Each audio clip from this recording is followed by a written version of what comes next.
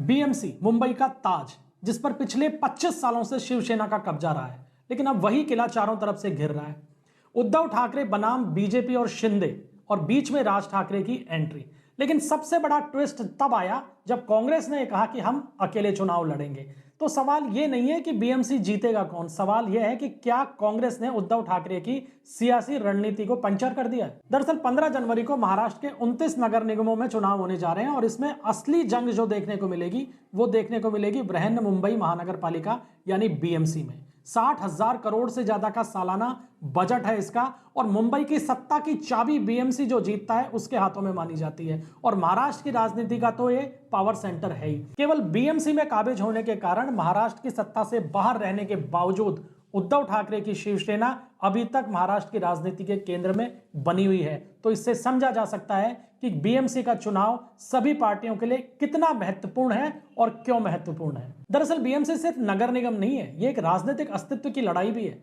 उद्धव ठाकरे के लिए ये अपना आखिरी गढ़ है जिसे वो बचाने की कोशिश करेंगे। बीजेपी के लिए ये महाराष्ट्र में पूर्ण वर्चस्व का आखिरी किनारा है, क्योंकि सत्ता बीजेपी हासिल कर चुकी है, महाराष्ट्र में सबसे बड़ी पार्टी बन चुकी है, आखिरी टारगेट बचा है बीएमसी का।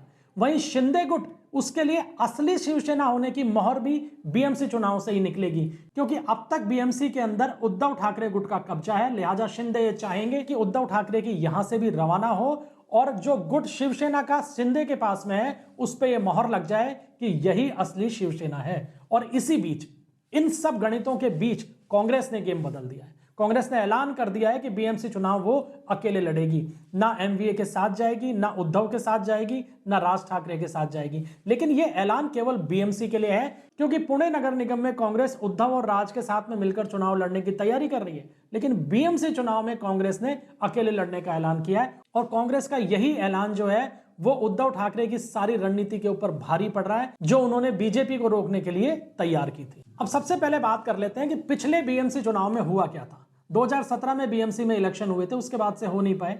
2017 के चुनाव के अंदर बीजेपी और उद्धव ठाकरे की जो शिवसेना, यानी उस समय अविभाजित शिवसेना थी, उसमें जबरदस्त यानी कांटे की टक्कर हुई थी। अलग अलग चुनाव लड़ी थी दोनों पार्टियां। जो शिवसेना जो थी उद्धव ठाकरे के नेतृत्व में, उसने 84 सीट जीती थी, बीजेपी को 82 सीट मिली थी, कांग्रेस ने 31 सीट हासिल की थी और 7 सीट मनसे को मिली थी। कांग्रेस उस समय तीसरे नंबर पे थी। इस समय कांग्रेस की स्थिति और भी खराब है, लेकिन बीजेपी ये चाह रही है कि 82 सीटों से उसका आंकड़ा बढ़कर अकेले बहुमत की दहलीज तक पहुंचे, ताकि उद्धव ठाकरे के इस आखिरी गढ़ को भी ध्वस्त किया जा सके और महाराष्ट्र की राजनीति में पूर्ण वर्चस्व हासिल किया जा सके। उद्धव ठाकरे भी बीजेपी की इस रणनीति को समझ रहे थे, इसलिए उन्होंने अपना गढ़ बचाने के लिए आखिरी चाल चली और उन्होंने अपने चचेरे भाई राज ठाकरे की मनसे को अपने साथ मिलाया और साथ मिलकर चुनाव लड़ने का ऐलान कर दिया गठबंधन के तहत।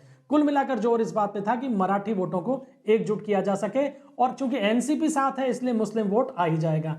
यानी फोकस कुल मिलाकर मराठी और मुस्लिम गठबंधन के ऊपर था। लेकिन इसमें पेच डाल दिया है कांग्रेस ने, और कांग्रेस ने उस गठबंधन का हिस्सा होने से इनकार कर दिया।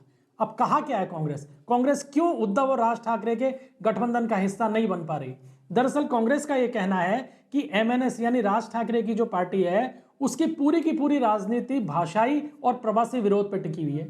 उत्तर भारतीयों के खिलाफ एमएनएस ने जितने बड़े आंदोलन किए वो सबके सामने है, और उत्तर भारतीय वोटर किसी जमाने में कांग्रेस का वोटर रहा था, आज बीजेपी को डलता है। बड़ी संख्या है बीएमसी के चुनाव के अंदर, लिहाजा कांग्रेस इस वोट बैंक को खोना नहीं चाह रही थी।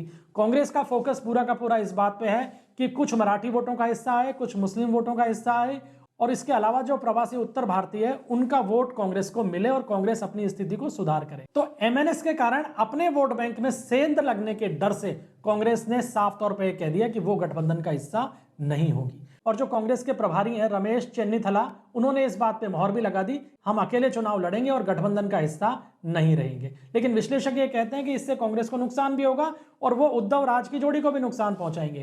क्यों पहुंचाएंगे? क्योंकि मुस्लिम मतों का विभाजन होगा, जिसका सीधे तौर पर फायदा बीजेपी को पहुंचने वाला है। अब बात करते हैं बीएमसी चुनाव के अंदर मुस्लिम वोटों की, कि मुस्लिम मत कितने प्रभावी हैं। तो अगर आंकड़ों को देखा जाए तो मुंबई में मुस्लिम आबादी लगभग 20% है। बीएमसी की 40 से 50 सीटों के ऊपर निर्णायक रोल है। 30 सीटों पर मुस्लिम वोट सीधे तौर पर जीत और हार को तय करते हैं, और यही कारण है कि 2017 में 31 मुस्लिम पार्षद जो चुने गए थे उनमें से 11 कांग्रेस के थे, समाजवादी पार्टी के 6 थे, एनसीपी के 4, एआईएमआईएम के 3 और शिवसेना के 2। और अब यह कोशिश की जा रही थी कि बीजेपी को रोकने के लिए मुस्लिम मतों में बिखराव भी रोका जाए, लेकिन धरातल पे ऐसा कुछ नहीं दिख रहा। कई पार्टियां, करीब आधा दर्जन पार्टियां अब मुस्लिम मतों के लिए लड़ रही हैं और सब एक दूसरे के खिलाफ चुनाव लड़ रही हैं। उन पार्टियों के अंदर कांग्रेस, अजीत पवार की एनसीपी, शरद पवार की एनसीपी, समाजवादी पार्टी और एआईएमआईएम पार्टी मुख्य रूप से है। और जो ओवैसी की जो एआईएमआईएम पार्टी है वो सबसे ज्यादा एग्रेसिव अंदाज में बीएमसी चुनाव में प्रचार कर रही है और फोकस केवल इसी बात पे है कि केवल जो मुस्लिम बहुल सीटें हैं वहां पे काबिज हुआ जा सके। और इसका नतीजा क्या होगा? इसका नतीजा ये होगा कि मुस्लिम मतों के अंदर बिखराव होगा और फायदा किसे पहुंचेगा? सीधा फायदा होगा बीजेपी और एकनाथ शिंदे की शिवसेना के गठबंधन को। अब उद्धव ठाकरे और राज ठाकरे का जो गठबंधन बना, इसकी ताकत या नुकसान की क्या स्थिति है? तो उद्धव ठाकरे ने अपना गढ़ बचाने के लिए, बीएमसी का आखिरी गढ़ बचाने के लिए राज ठाकरे के साथ में गठबंधन कर लिया है। इससे मराठी वोट तो एकजुट होंगे, लेकिन गैर मराठी वोट इस गठबंधन से छिटकेंगे। मुस्लिम मतों में बिखराव होगा क्योंकि कांग्रेस साथ नहीं आई है, और उत्तर भारतीय वोट भी उद्धव ठाकरे की पार्टी को अब नहीं मिलेंगे क्योंकि वो वहीं जाएंगे जहां एमएनएस नहीं होगी। तो कुल मिलाकर यह है कि उद्धव ठाकरे को इस गठबंधन से जितना फायदा होगा उससे ज्यादा उन्हें नुकसान हो सकता है, क्योंकि कांग्रेस इस गठबंधन का अब हिस्सा नहीं है। कांग्रेस का पूरा फोकस इस बात पे है कि मुस्लिम वोटर्स की पहली पसंद बने और पिछली बार की तरह ज्यादा से ज्यादा मुस्लिम वार्डों पे काबिज हो सके। जबकि बीजेपी का प्लान दूसरी तरफ साफ है, शिंदे गुट के साथ में मराठी वोट को जोड़ना है, विपक्ष के बिखराव का फायदा उठाना है और मल्टी कॉर्नर फाइट के अंदर सीधा तौर पे फायदा उठाते हुए बीएमसी की सत्ता पे काबिज होना है। क्योंकि कांग्रेस अकेले चुनाव लड़ रही है, उद्धव ठाकरे दबाव में है और मुस्लिम वोट बढ़ रहा है, तो बीजेपी को इससे सुनहरा मौका बीएमसी की सत्ता पे काबिज होने के लिए दिखाई नहीं दे रहा है। तो सवाल बिल्कुल साफ है, क्या कांग्रेस का अकेले चुनाव लड़ना उद्धव ठाकरे के लिए इन चुनाव में सबसे बड़ा झटका साबित होगा? क्या मुस्लिम वोटों का बिखराव बीजेपी को बीएमसी की कुर्सी दिला देगा, या उद्धव राज की जोड़ी अपना आखिरी किला बीएमसी चुनाव का बचा पाएगी? बीएमसी चुनाव सिर्फ मुंबई नहीं बल्कि महाराष्ट्र की आगे की राजनीति की दिशा भी तय करेगा। अब आप क्या सोचते हैं कमेंट सेक्शन में जरूर बताइएगा। वीडियो अगर पसंद आया हो तो लाइक कीजिएगा, शेयर कीजिएगा और चैनल को सब्सक्राइब करना ना भूलें।